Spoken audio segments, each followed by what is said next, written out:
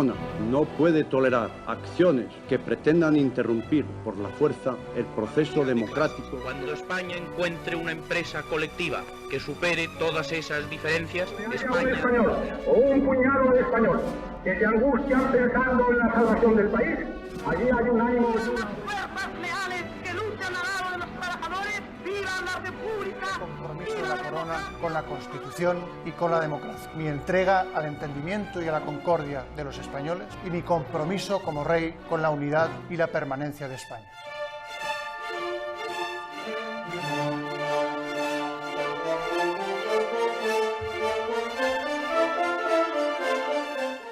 Hola y bienvenidos de nuevo a Culturas Políticas, un podcast de Frontera Ediciones en colaboración con El Independiente. Retomamos nuestra serie dedicada a la cultura de la cancelación. Si en el programa anterior, con Manuel Toscano, hablábamos de la libertad de expresión, hoy nos centramos en otro aspecto nuclear de este fenómeno, que es la noción de identidad. ¿Qué es exactamente? ¿Cómo influye en la cultura de la cancelación?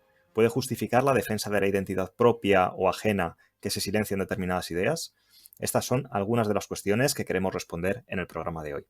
Para ello nos acompaña Pablo de Lora, que es catedrático de Filosofía del Derecho en la Universidad Autónoma de Madrid.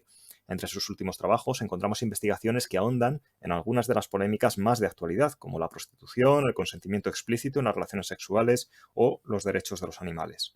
Como muestra un botón, el libro que lanzó en 2019 titulado Lo sexual es político y jurídico, o su trabajo más reciente, que se llama El laberinto del género, sexo, identidad y feminismo, que ha publicado Alianza Editorial. Bienvenido, Pablo. Muchas gracias.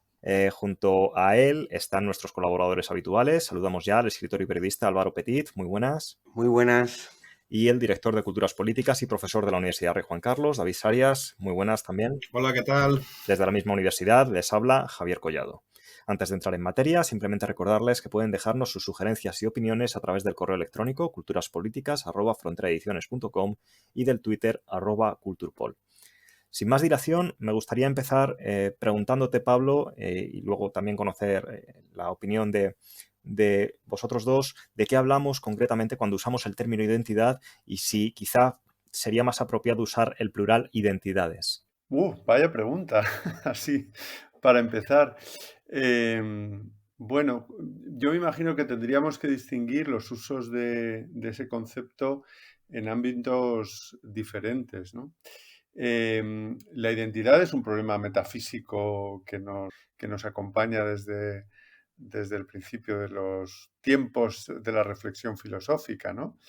Y aquellas célebres preguntas acerca de si es el mismo río el que observamos por la mañana y por la tarde, o si cuando hablamos de nuestro pasado nos estamos refiriendo al mismo sujeto o a sujetos distintos. Y luego está, claro, yo creo que lo que más nos ocupa, o supongo que nos ocupará esta tarde, que tiene que ver con la dimensión política, ¿no? Hasta qué punto nuestras circunstancias personales no elegidas y también las elegidas son una característica política relevante, ¿no? Durante buena parte de la modernidad, por decirlo así, ponernos un poquito estupendos, pues hemos tenido una pretensión universalista que fundamentaba pues, nuestras reivindicaciones políticas y éticas más importantes, más básicas. Es decir, estábamos a la búsqueda de lo común, de una condición humana que nos atravesaba a todos, ¿no? Y desde hace décadas, podríamos decir, vivimos esta suerte de, alguno lo ha llamado con un palabra feo, identitarismo, ¿no? Que es precisamente un movimiento contrario al anterior, búsqueda y reivindicación de nuestras particularidades y que, bueno, como supongo que exploraremos a lo largo del programa, a mí me parece que tiene un componente reaccionario profundamente perturbador. Álvaro. Yo creo que has dado una palabra que es verdad, es un palabra feo como pocos, que es el identitarismo.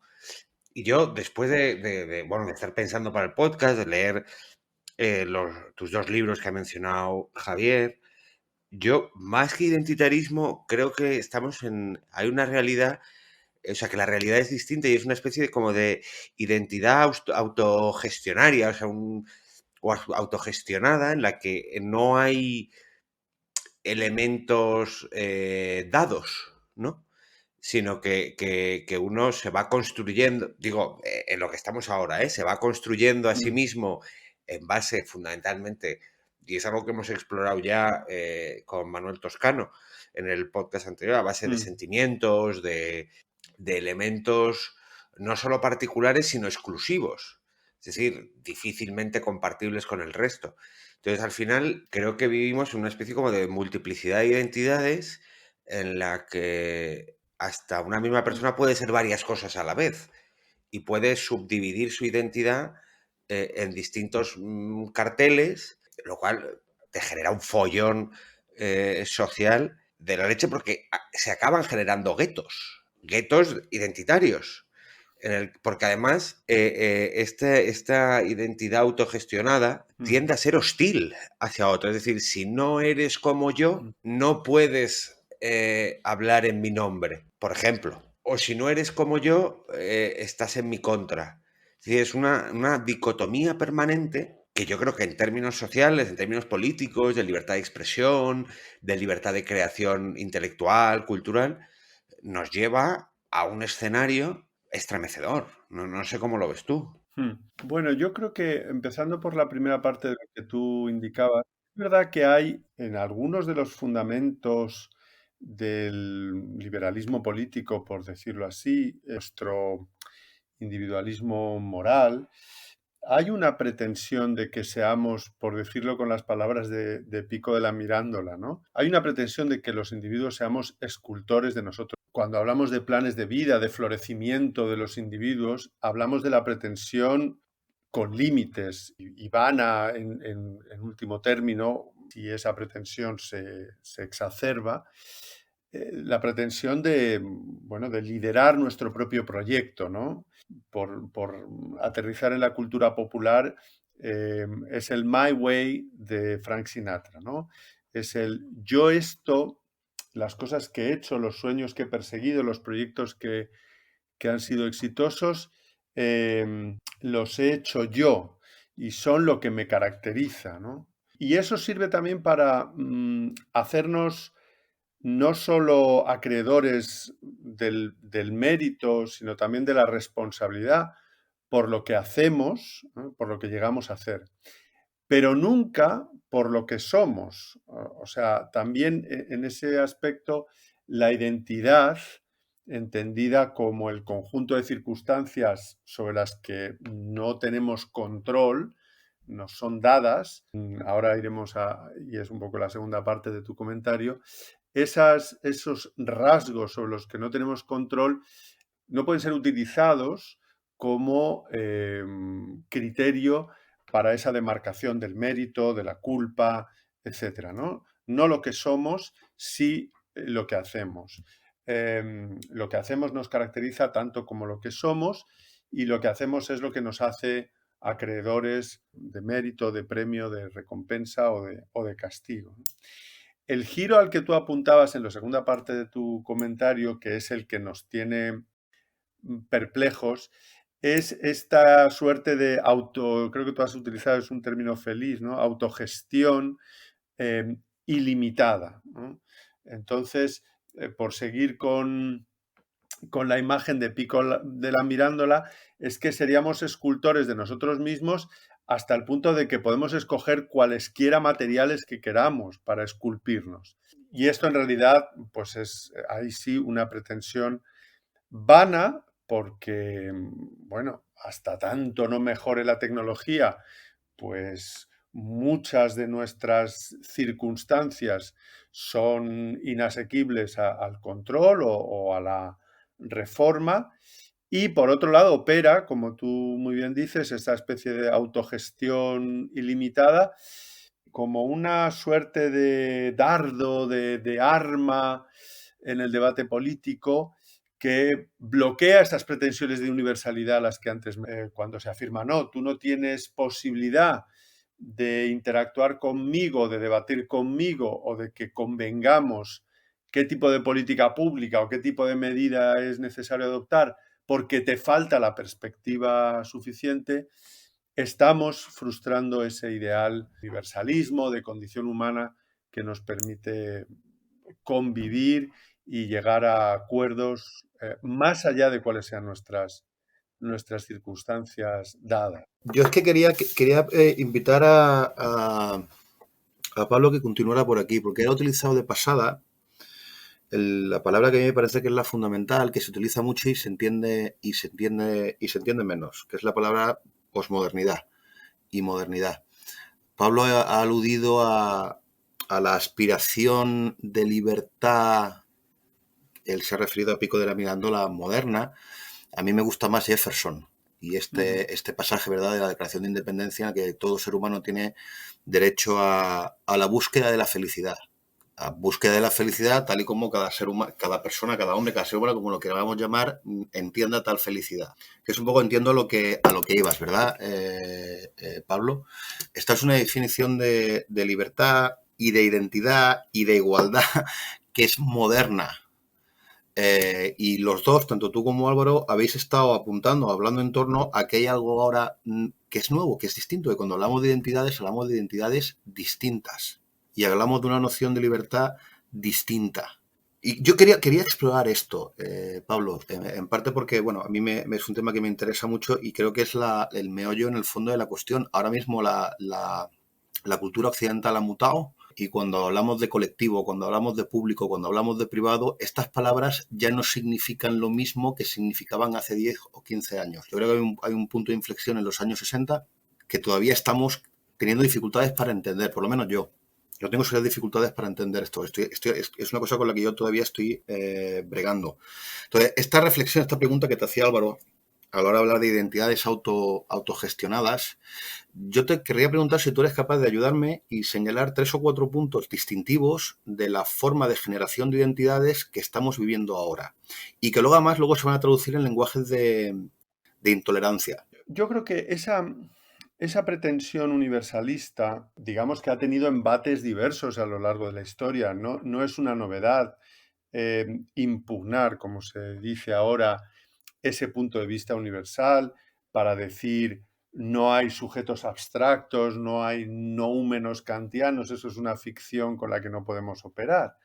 Ese tipo de censura, de objeción, bueno, fue muy predominante durante buena parte de la década de los 70 y de los 80 en la crítica comunitarista al liberalismo político, por ejemplo, ¿no? Estamos este año celebrando el centenario del nacimiento de John Rawls y los 50 años de la publicación de la teoría de la justicia, ¿no?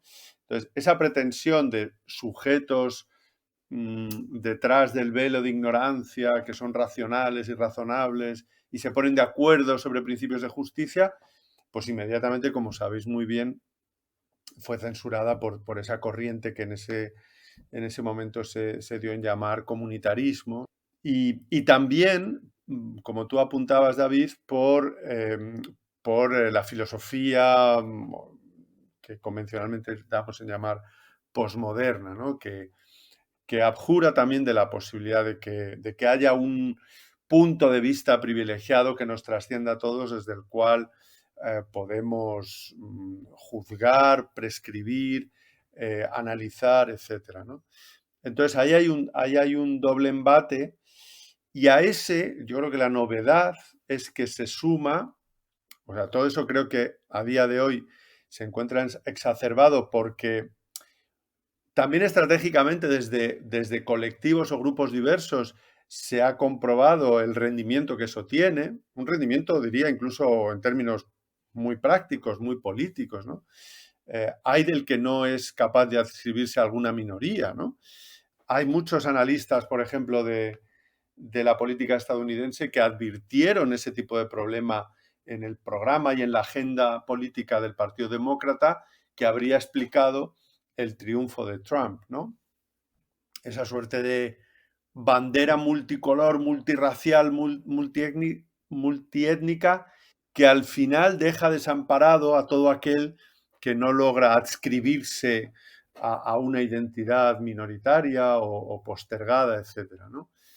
Entonces, ese rendimiento político es el que creo que explica la lucha de las identidades o la exacerbación, como antes decía, que vivimos en estos tiempos por la identidad, por la reivindicación identitaria.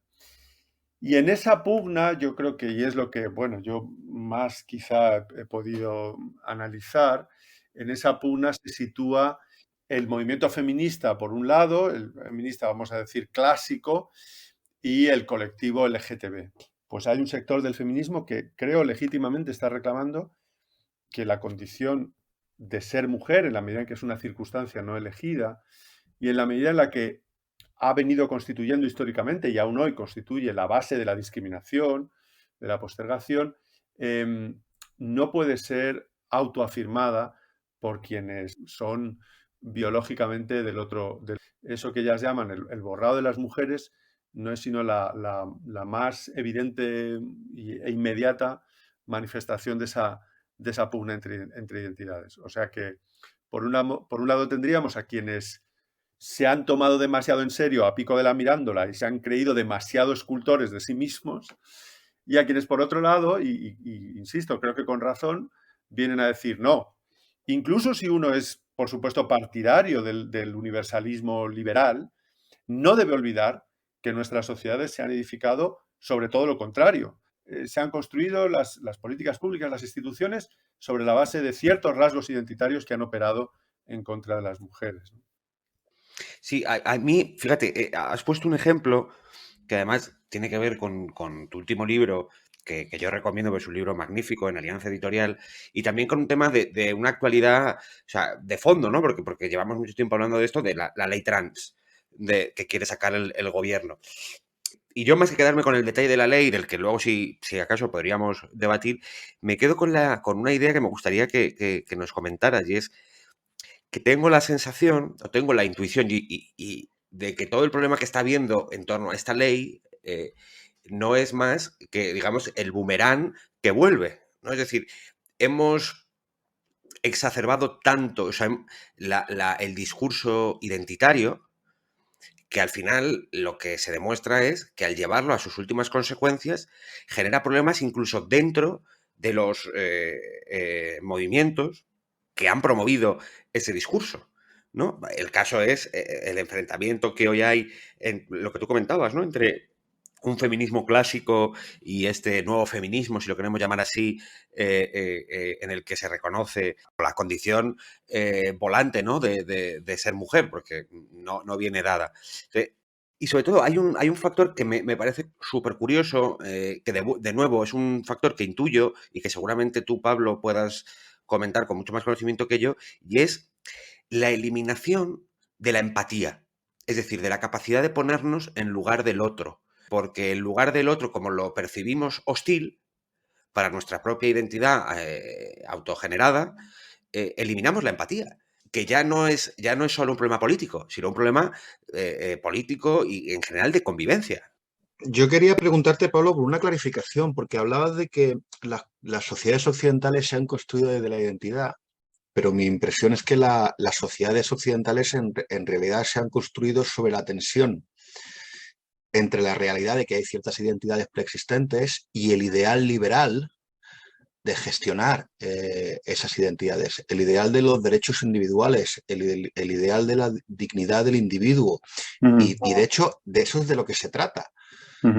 Esa tensión entre el ideal liberal de la dignidad de la persona, como individuo, y la realidad de que los seres humanos nos organizamos en grupos diferenciados, es lo que le da a Occidente su naturaleza distintiva. Y además yo creo que es el meollo de la problemática de la cultura de la cancelación. No sé si te he entendido mal. Yo creo que el horizonte utópico, por así decirlo, la línea de fuga, debe ser siempre lo que nos une como humanos, ¿no? Como seres humanos, más que lo que nos separa a los efectos de construir el sujeto político, ¿no? Félix Ovejero, que es mucho más culto que yo y mucho más sabio, acostumbra a a poner esta imagen poética, creo que es de Pessoa, ¿no? Bueno, y Álvaro, que es poeta, quizá lo conoce mejor, esta idea de que todos somos un yo plural de sombra única, ¿no?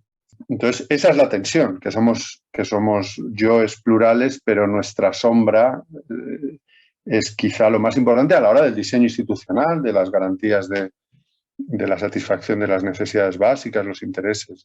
Fíjate una cosa, Pablo, a mí lo que me ha dejado más preocupado es precisamente el argumento de Álvaro, enlazando con esto. Porque Álvaro te preguntaba por la empatía. Y a mí este tipo de, no sé si llamarlo sensiblería, es lo que precisamente me preocupa. Mire, yo no tengo por qué empatizar, pues no sé, si uno es un musulmán o un católico muy conservador, no tiene por qué empatizar con el estilo de vida homosexual, es lo primero que se me viene a la cabeza. O si yo soy un evangélico protestante, yo no tengo por qué empatizar con un católico. Lo que tengo que hacer es respetar sus derechos.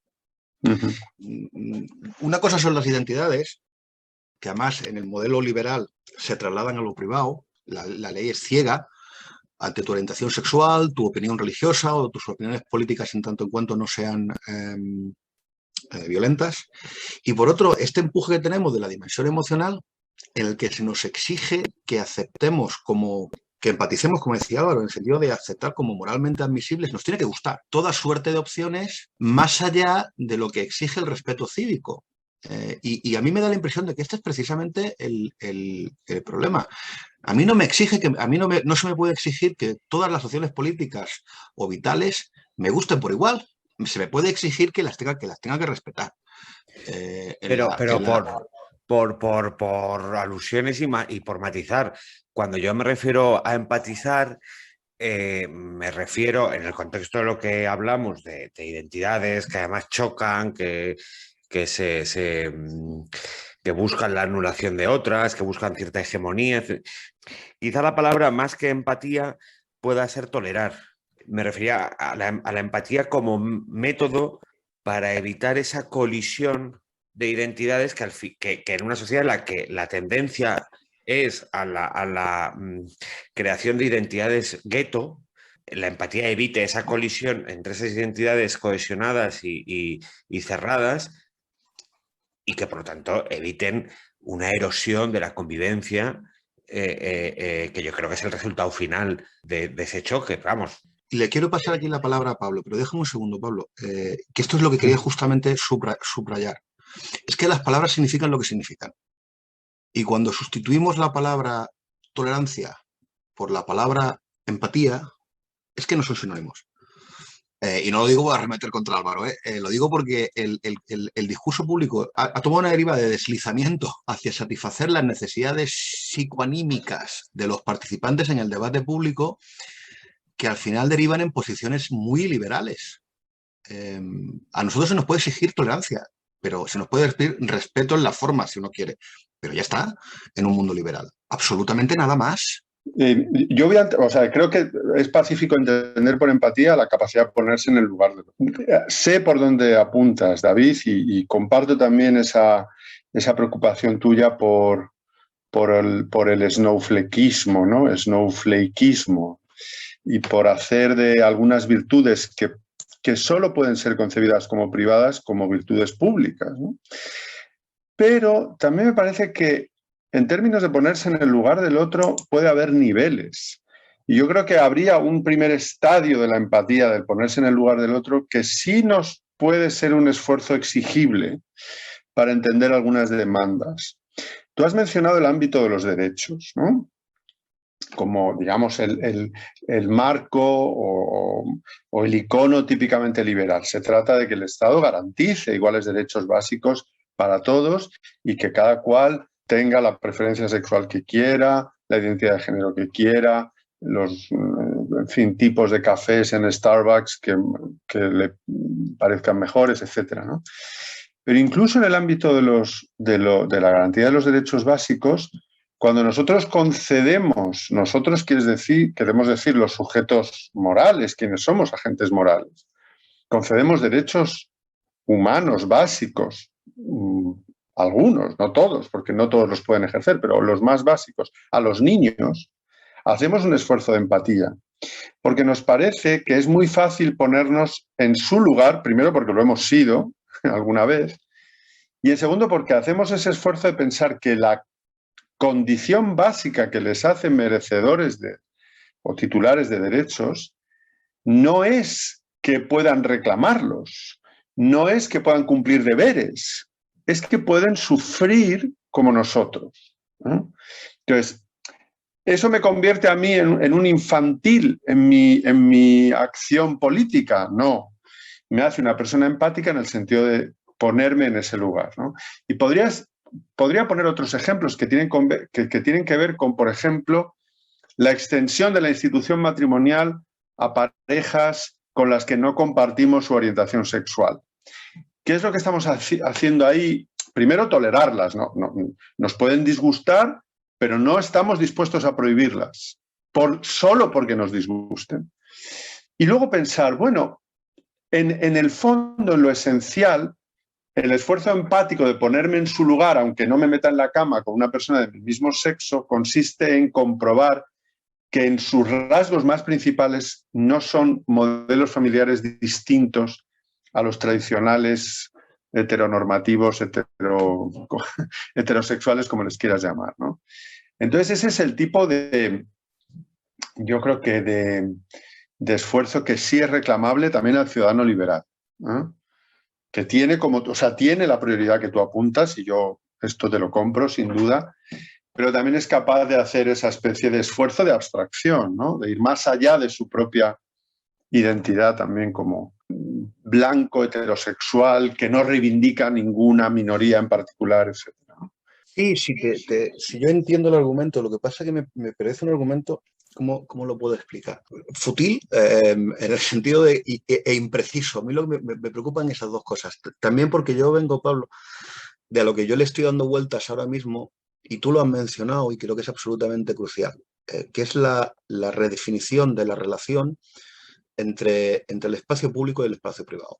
Uh-huh. Y yo cuando hablo de espacio privado lo que tengo en mente es Arenta.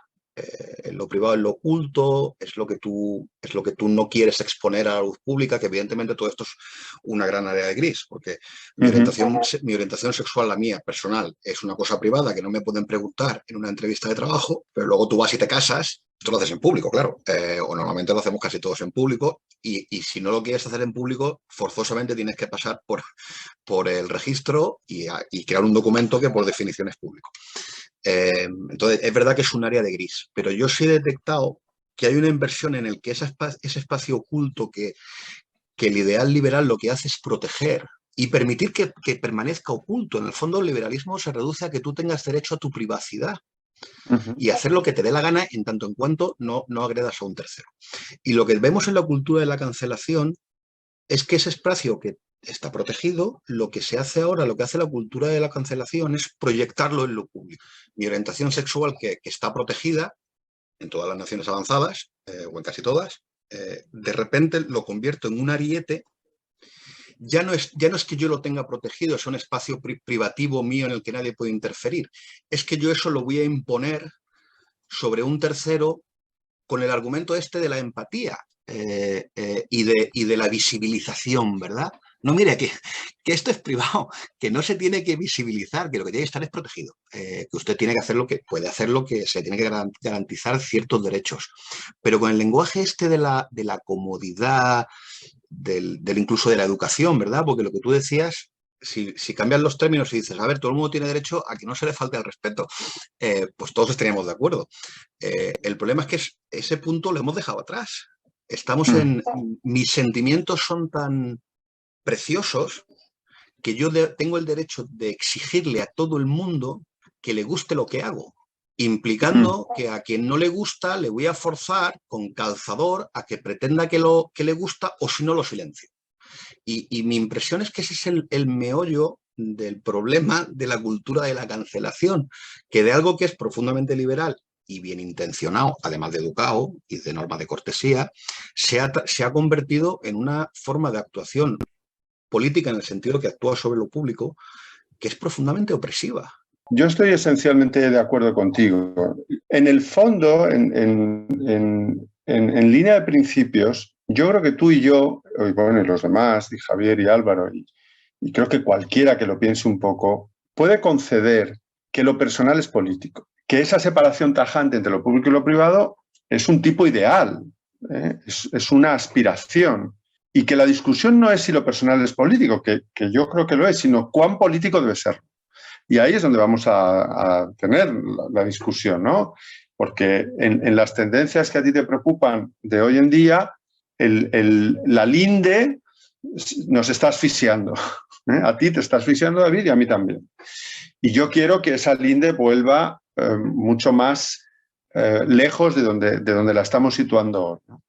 Eso por un lado. Y luego, con respecto a la cultura de la cancelación, yo creo que ahí hay dos razones de la cancelación que son preocupantes para la democracia liberal, ¿no? Para los estados democráticos liberales que concebimos, que diseñamos o que apoyamos, ¿no? Por un lado es precisamente la falta de empatía de quienes cancelan, porque la cancelación se produce muchas veces por el tipo de persona que va a hablar, porque esa persona, por su condición o por su identidad, no está autorizada para plantear determinados asuntos, para someter a crítica determinadas tesis, para dedicarse a la teoría política feminista. Entonces, esos que cancelan precisamente ellos son los faltos de empatía, porque creen que por el hecho de que tú y yo seamos blancos, no podemos hablar de cosas de etnias o de razas o de mujeres o de gitanos, etcétera, etcétera, ¿no? Entonces, eso es preocupante porque las llamadas perspectivas o los enfoques anulan la universalizabilidad de nuestros juicios morales, de nuestras tomas de posición. Yo hablo para un auditorio, me dirijo a un auditorio universal, no a un auditorio de madrileños de derechas a los que les gustan los toros o comunistas jóvenes racializadas, no. Y puedo hablar de feminismo, de problemas vinculados a la discriminación racial, etcétera, etcétera. Esa es una primera fuente de preocupación con respecto a la cultura de la cancelación. Y la otra es la que tú apuntas, que también es una cuestión, de nuevo, no de naturaleza, sino de escala o de grado. Y es haber hecho de la ofensa íntima y que por tanto es inefable, porque no la puede sentir más que el ofendido, un arma política que silencia, ¿no? Que silencia hasta las palabras que podemos emplear, ¿no? Entonces, de nuevo, ¿eso quiere decir que yo puedo insultar o ofender gratuitamente, gravemente? Pues no, pero tampoco puede querer decir que no puedo mencionar en un discurso la palabra nigger, o que no puedo sostener con argumentos que no existe la cultura de la violación, o que la violencia de género es un mito, ¿no? O sea, la guerrita o guerrilla cultural de tu predilección. Entonces, eso no puede ser. O sea, no puede ser, desde luego, en el ámbito universitario, que tú conoces muy bien, y no puede ser en general, que no podamos someter y ser sometidos nosotros también a una dialéctica que trata de que pensemos mejor entre todos, ¿no? Yo, en el fondo, lo que veo, y es un detalle que has mencionado, pero que yo creo que es clave, que es la banalización de la víctima. Es decir, sí, totalmente. Hemos asumido que le hemos quitado peso a la palabra víctima. Ya es una palabra que cada vez pesa menos, significa menos.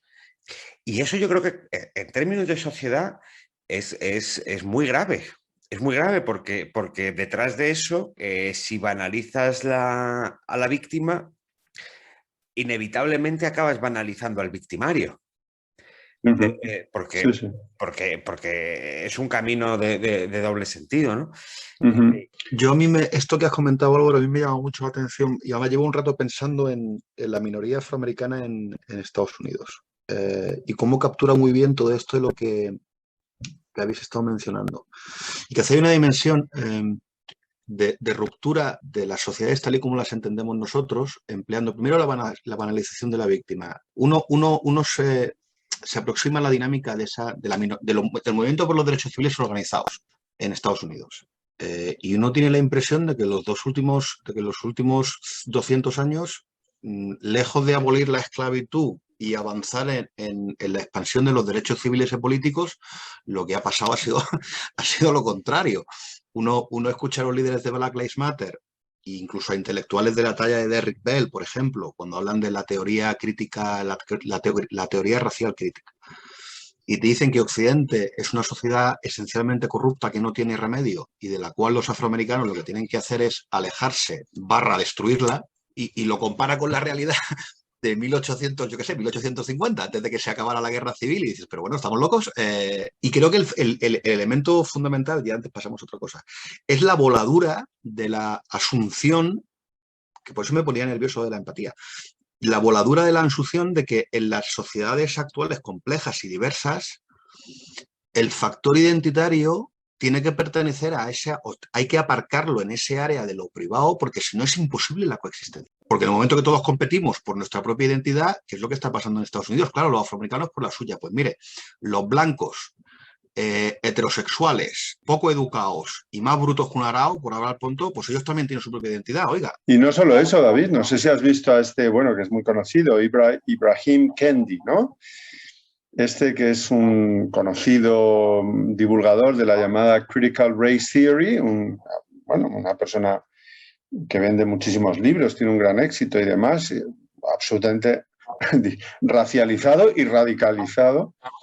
Se quejaba hace poco de cómo cada vez más esos a los que tú te refieres, que están en búsqueda de una identidad, sabedores de que necesitan rellenar una casilla de minoría para poder ascender o poder obtener una plaza en alguna universidad medio buena,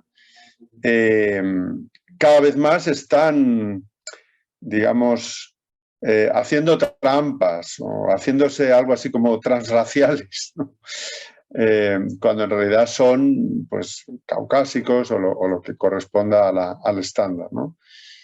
Y bueno, esa es por supuesto, una estrategia lógica y esperable de ese fenómeno que tú describes, claro, y que yo coincido en tu desolación también, ¿no? Incluso en España, el grupo dominante, tradicionalmente dominante, se siente agredido, se siente perjudicado y, claro, reacciona con furia y utilizando el mismo lenguaje de la ofensa y, oye, con razón, porque uno no estará de acuerdo con el racismo, con la xenofobia, con lo que uno quiera, pues a mí me parece muy mal, pero que es el lenguaje de la ofensa y de la reivindicación de la identidad propia es el único lenguaje disponible para operar políticamente, es que tienen razón.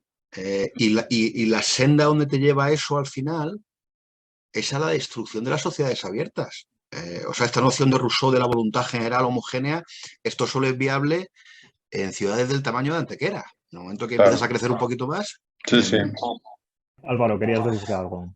Sí, yo quería, es que mientras hablabas, Pablo, me he acordado de una cosa que comentábamos con Manuel Toscano en el programa que abría la puerta a la serie.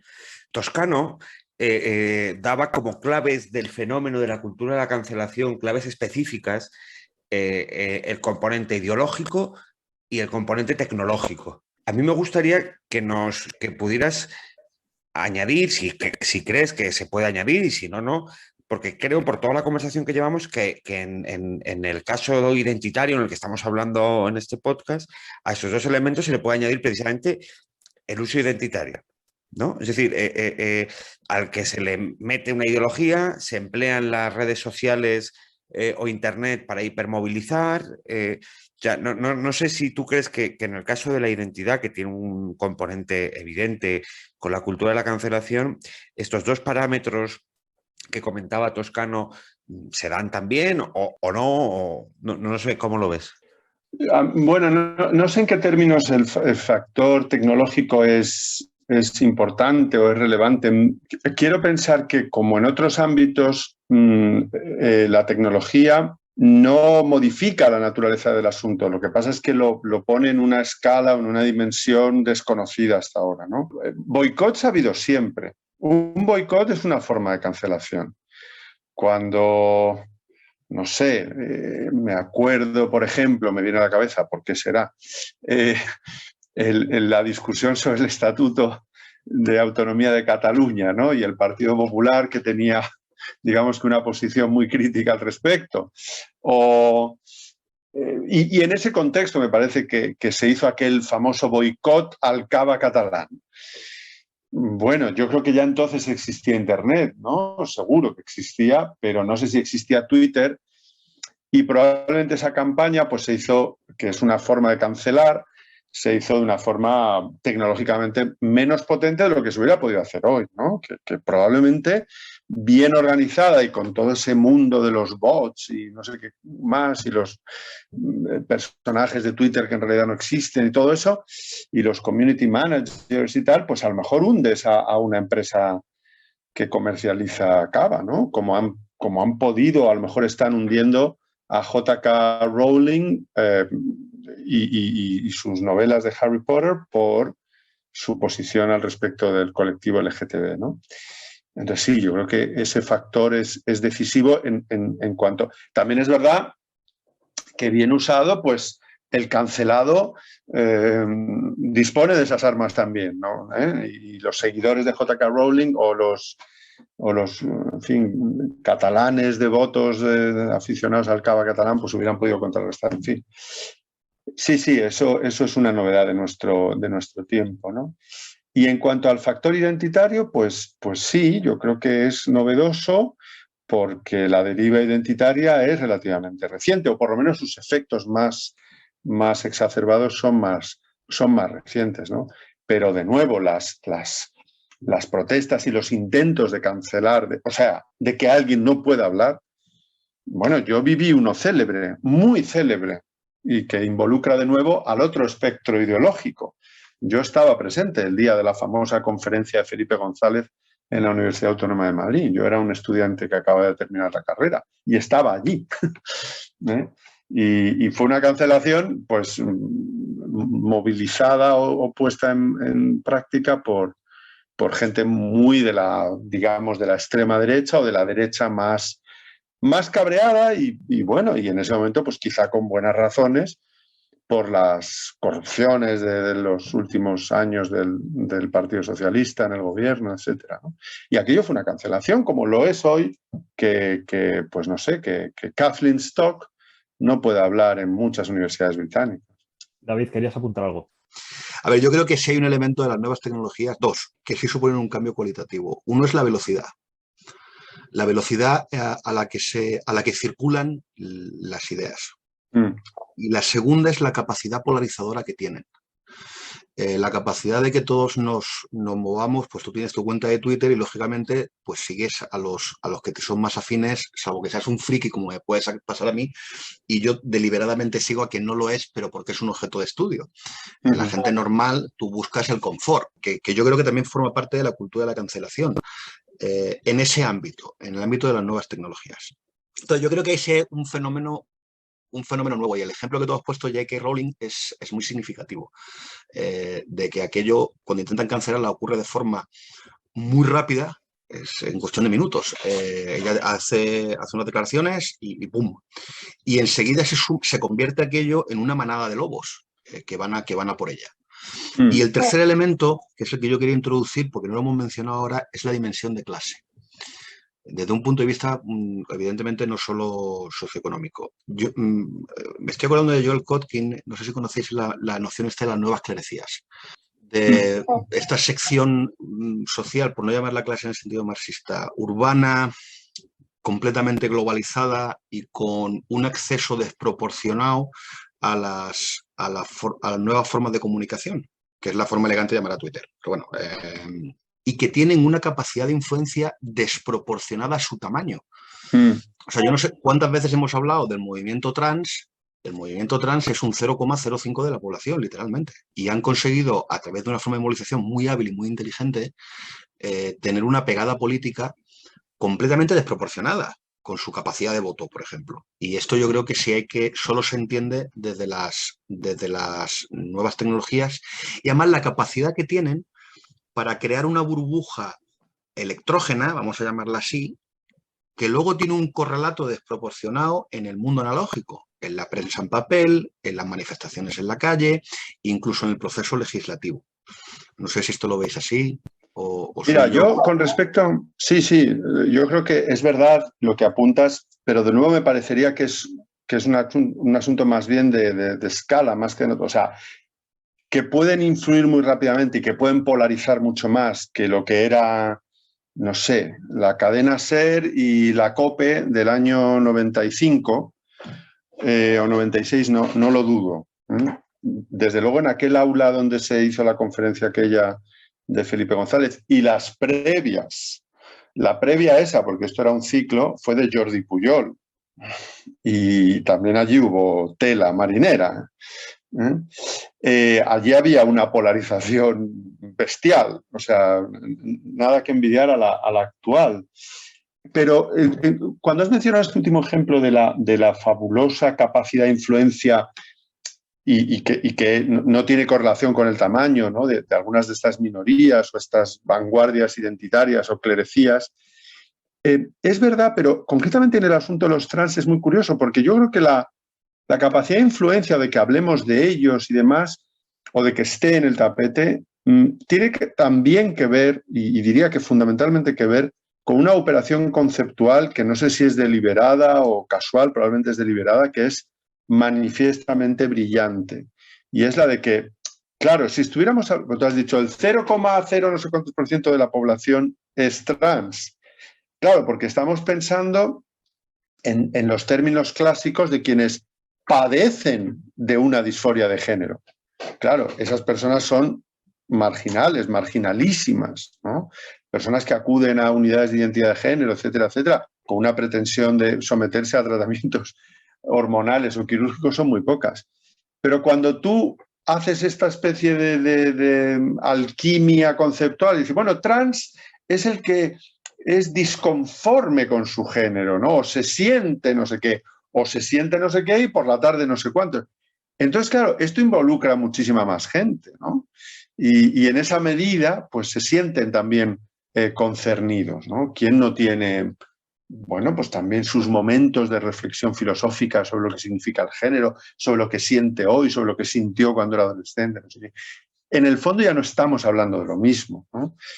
Y esa operación conceptual yo creo que es también lo que explica este fenómeno, ¿no? Que en el fondo es como tú dices, a mí me lo preguntan muchas veces también, y dice, pero Pablo, ¿de qué personas estamos hablando? Eso es el 0, tal. Y claro, la respuesta a mí inmediata es, bueno, depende cómo definas lo trans, ¿no? Bueno, y yo creo que aquí también habría que añadir, que yo pensaba que ibas a tirar por ahí, la utilización política de esa minoría y la magnificación de ese agravio. Eso es. Estoy pensando en el caso español, en la actitud de la ministra Montero, que a mí me da la impresión de que en realidad responde a luchas de poder internas dentro de Podemos, y ella lo que hace es poner un agravio al servicio de sus propios intereses políticos, y claro, aquello se magnifica. Yo lo que me pregunto es en qué medida no se está perjudicando a ese grupo de agraviados genuinos. Vamos a reconocer una cosa, la minoría transexual o la minoría que padece disforia de género es que son víctimas, es que son una minoría marginada a la que tradicionalmente las sociedades occidentales les han condenado prácticamente a la prostitución y para de contar, o a ocultarlo. O sea, la queja es real, es genuina. Lo que yo me pregunto es si la forma de solucionarla sirve a alguien más que a esos intereses políticos que no lo hemos tocado. Como tanto desde la izquierda como desde la derecha, las élites políticas utilizan esta cultura de la queja, del agravio, como instrumento para cancelar al oponente y al servicio de intereses políticos que no tienen nada que ver con este agravio. Estoy pensando, por ejemplo, en un sector muy importante del movimiento por los derechos civiles, pero también en Estados Unidos, pero también del Partido Republicano. que utiliza el agravio al servicio de intereses que son más bien oscuros. No sé si esto también lo y que es realmente el problema. Cuando utilizamos a estas minorías a modo de ariete político para arremeter contra el contrario y deslegitimar al contrario. Sí, estoy completamente de acuerdo contigo y no hay más que ver la retórica que se utiliza, una retórica en la que el sintagma derechos humanos es permanente. El otro día, en su célebre ya tuit contra la manifestación de las feministas que se oponen a la ley trans, Echenique hablaba de que era una manifestación contra los derechos humanos. Ahí es nada. Contra los derechos humanos. O sea, decidme qué grupo político hoy en Occidente, y no digamos ya en España, haría una manifestación contra los derechos humanos. Y Irene Montero misma ha dicho que la autoidentidad de género es una cuestión de derechos humanos. Entonces, claro, esa combinatoria es ganadora, salvo que alguien, pues se tome la molestia de arremangarse y diseccionar y ver dónde están todas las trampas, ¿no? Y fíjate que yo creo que aquí hay dos cosas que me parece que son interesantes. La primera, por separarlas, es las serias dificultades que tenemos en calidad de liberales para enfrentarnos a esta estrategia. Es un poco lo que te comentaba antes. A ver, que la minoría que tiene disforia de género está marginada, esto es innegable. Que las minorías racializadas, vamos a utilizar el lenguaje que utilizan ellos, que todas ellas han sido víctimas del agravio, víctimas de la marginación, esto es innegable. Y hasta ahí el liberal, el que de verdad sostiene unos valores liberales, tiene serias dificultades para intentar contrarrestar ese lenguaje que acabas de decir tú de los derechos humanos. Bueno, ¿yo cómo voy a poner en manos de parte de la opresión? Y tenemos que hacer auténticas piruetas para explicarlo, porque además la explicación es compleja, en tanto que el lenguaje de Echenique, que por cierto para esto es un maestro, es muy sencillito. Es disparatado, pero es sencillito y es muy fácil de entender. No sé si estás de acuerdo con eso, que la principal dificultad, o estáis todos de acuerdo con eso, que una de las principales dificultades que tenemos los que estamos en una posición más liberal es que primero utilizan argumentos liberales, los tergiversan, los simplifican y los utilizan de ariete. Y la posición nuestra es que es más difícil de explicar. Es que te tienes que tirar media hora dando explicaciones y a los 5 minutos en la cultura de Twitter te han dejado de prestar atención. A ver cómo explicas tú esto en 180 caracteres. Pero esa es, yo creo, una de las claves del éxito de estos movimientos identitarios y de la capacidad que tienen para cancelar no solo posiciones contrarias, sino sobre todo personas, es que siendo profundamente, no sé si iliberales, sino antiliberales, emplean con un enorme éxito y una enorme soltura la retórica liberal, porque al final, si os fijáis, cuando hemos metido la dimensión del uso político del agravio, ya hemos pasado a un plano en el que todo este movimiento identitario actúa con retórica. O sea, ya estamos en un plano retórico, con la carga de profundidad que el término tiene.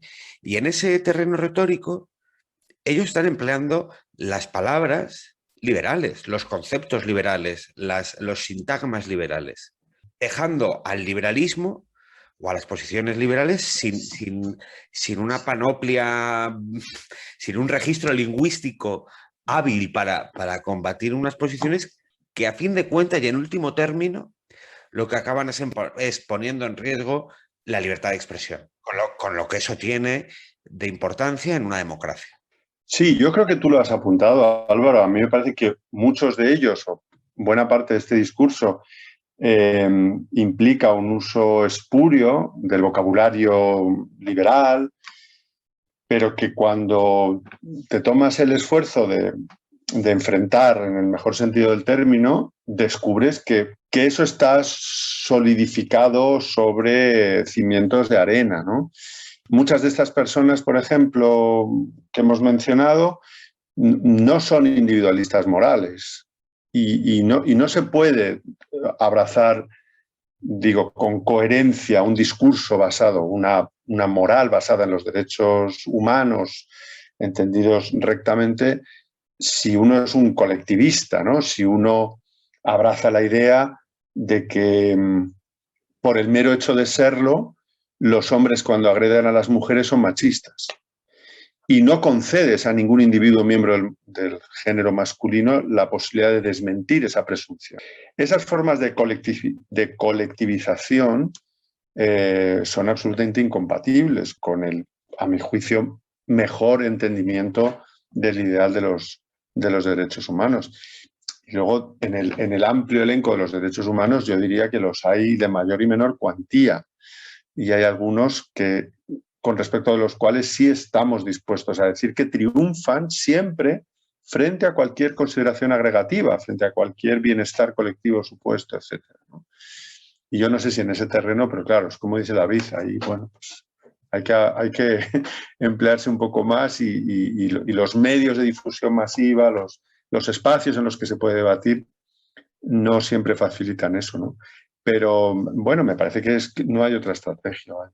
Quería apuntar, a raíz de lo que estáis comentando, primero que yo no estoy demasiado de acuerdo, no veo demasiado claro esta noción de sintagmas liberales o de palabras liberales. ¿Cómo usan las palabras liberales? No lo sé.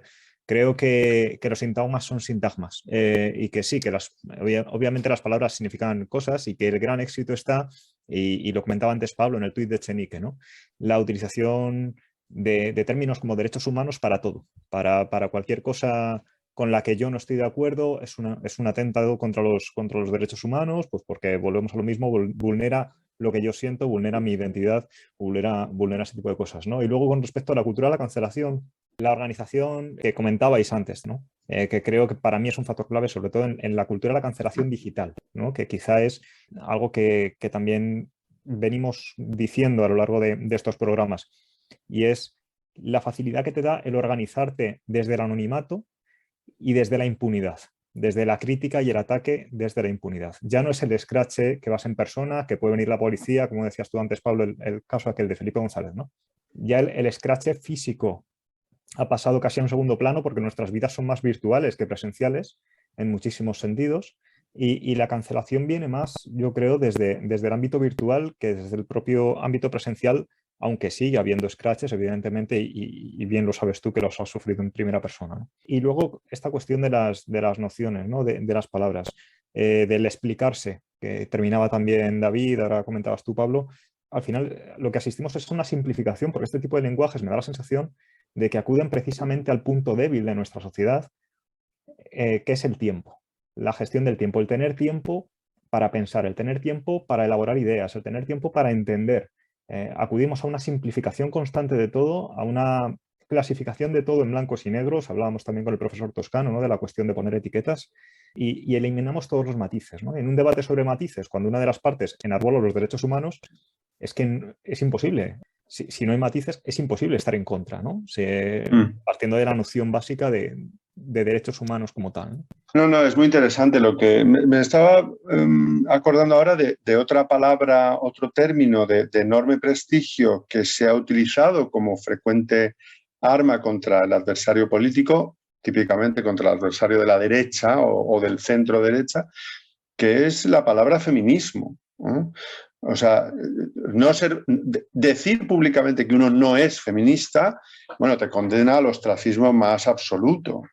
Pero poner matices o ser una determinada mujer que se reclama feminista tampoco te hace pasar el cedazo, ¿eh? O sea, una feminista que se reclamara feminista liberal, o una feminista que dijera, una mujer feminista que dijera, pues no sé, como Begoña Villacís, por poner un ejemplo, o las mujeres del PP o algunas mujeres del Partido Socialista, por decirlo así, que dijeran que son feministas liberales, bueno, pues no están digamos, acreditadas, ¿no? Porque han puesto apellidos al feminismo o combinan ese feminismo con una ideología oprobiosa, pues porque es capitalista o porque no renuncia al libre mercado o algo así, ¿no?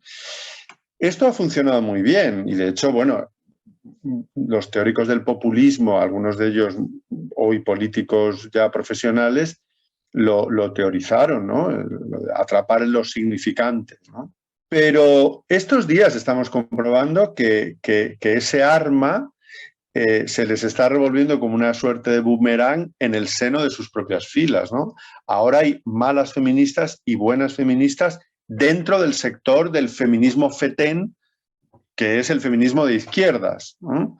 Entonces tienes a las llamadas ahora clásicas del feminismo, que están agrupadas en torno a esta plataforma llamada Contra el Borrado de Mujeres, pidiendo la dimisión de Irene Montero, porque Irene Montero encarna un tipo de feminismo que no es el feminismo adecuado en la medida en que sus ideas, que es en el fondo lo que tendríamos que estar discutiendo, ¿no? Lo que tendríamos que estar es discutiendo si y cómo debemos regular la prostitución o la gestación por sustitución o los permisos de maternidad, más allá de que uno cumpla los designios de la buena, así llamada por alguien feminista, o el buen, así llamado por alguien liberal o lo que fuere, ¿no? Y con respecto a esto otro que apuntabas de esta sociedad vertiginosa en lo digital y también estoy de acuerdo contigo en que las cancelaciones digitales o las cancelaciones virtuales son hoy también de la máxima importancia, ¿no? Una cuestión, entiendo que apunta Javier, que es la de esta cancelación en Twitter, ¿no? Y hasta qué punto, dada digamos, la presencia, la hegemonía tan brutal en el mercado, una compañía privada puede selectivamente decidir quién publica tweets y quién no. Yo creo que esto merece darle una vuelta, pero muy bien dada, porque hay contradicciones tremendas, ¿no? Para quienes, bueno, tenemos una cierta, no digo absoluta ni mucho menos, confianza en los mecanismos de la iniciativa privada, del mercado, etcétera, ¿no? Y esta especie de capitalismo impostor de lo woke que a veces parece que nos coarta, ¿no? en nuestras libertades más preciadas.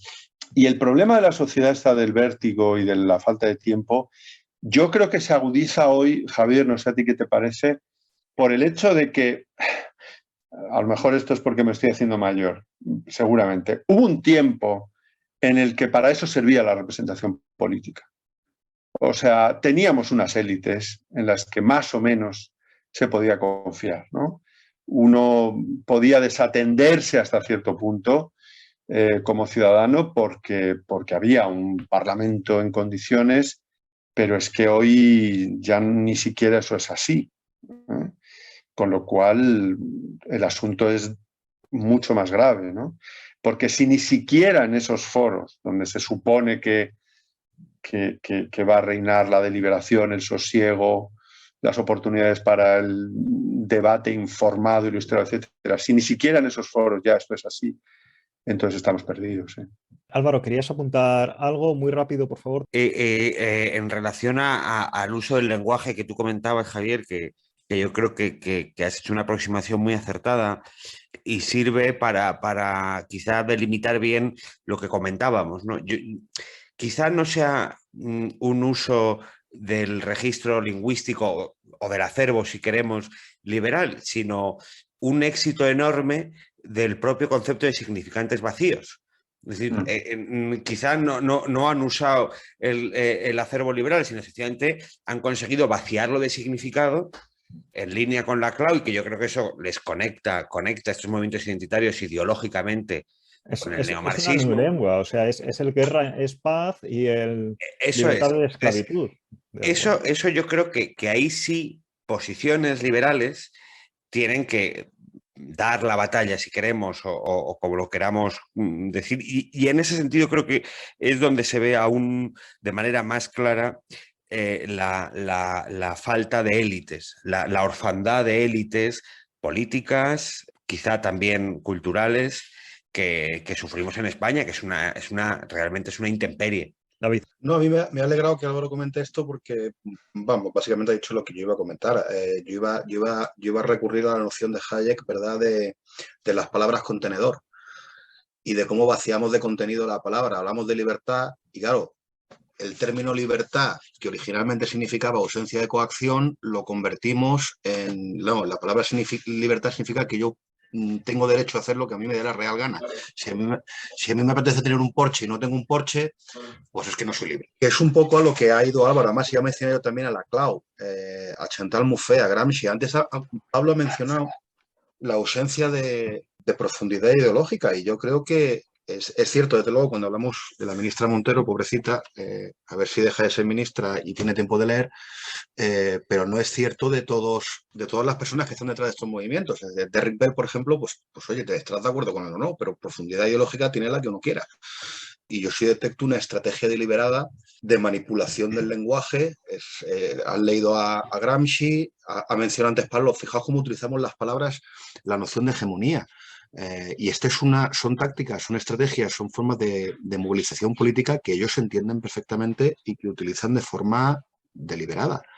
Igual que las nuevas formas de comunicación política, estoy pensando en el framing, cómo esto se ha extendido y ellos lo ponen al servicio de una agenda ideológica meridianamente clara, de inversión, de apropiación de términos liberales universalmente aceptados que se rellenan de un significado distinto.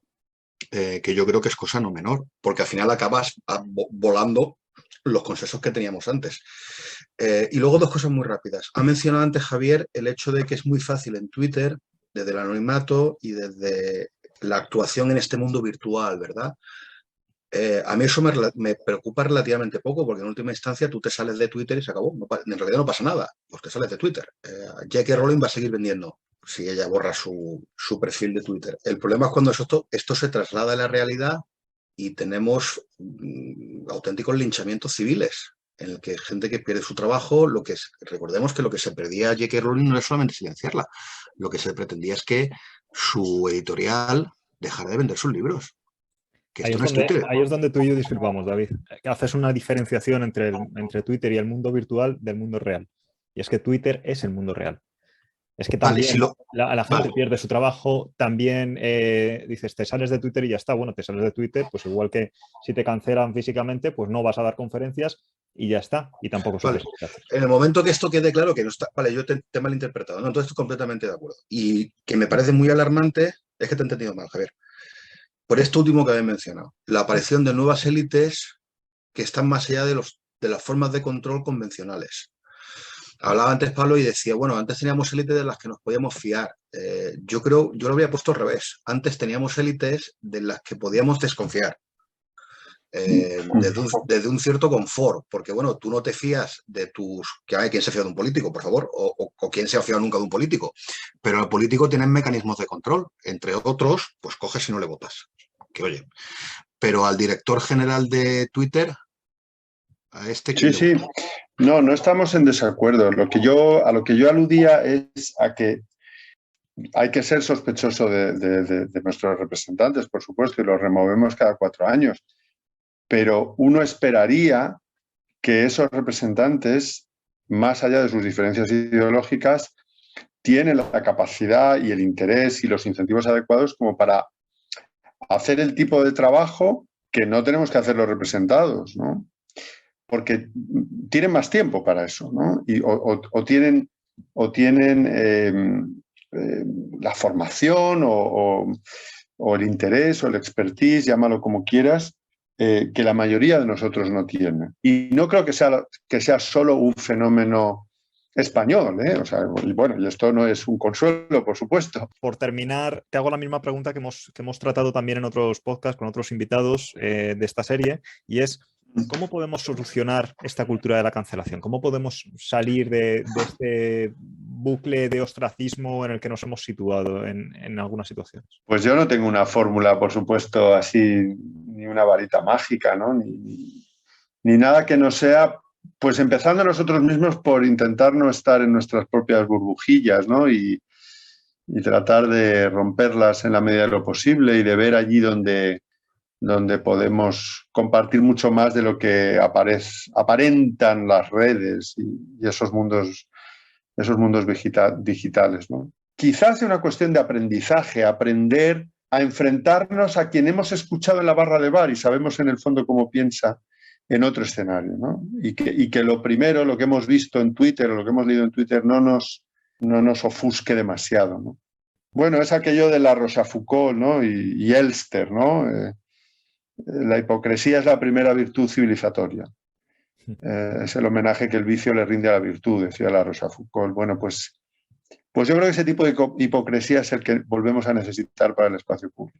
Bueno, pues aquí lo dejamos entonces por hoy. Muchísimas gracias, el profesor de Lora, por ilustrarnos en el día de hoy. Esperamos que lo hayas disfrutado, que lo hayas pasado bien en este podcast. Muy bien, ha sido un placer. También daros las gracias a David Sarias y a Álvaro Petit. Muchas gracias a los dos. Muchas gracias a vosotros. Les habló Javier Collado. Recuerden que pueden hacernos llegar sus sugerencias y opiniones a través del correo electrónico culturaspolíticas@fronterediciones.com y del Twitter @culturpol. Les esperamos dentro de 2 semanas en el próximo programa de Culturas Políticas.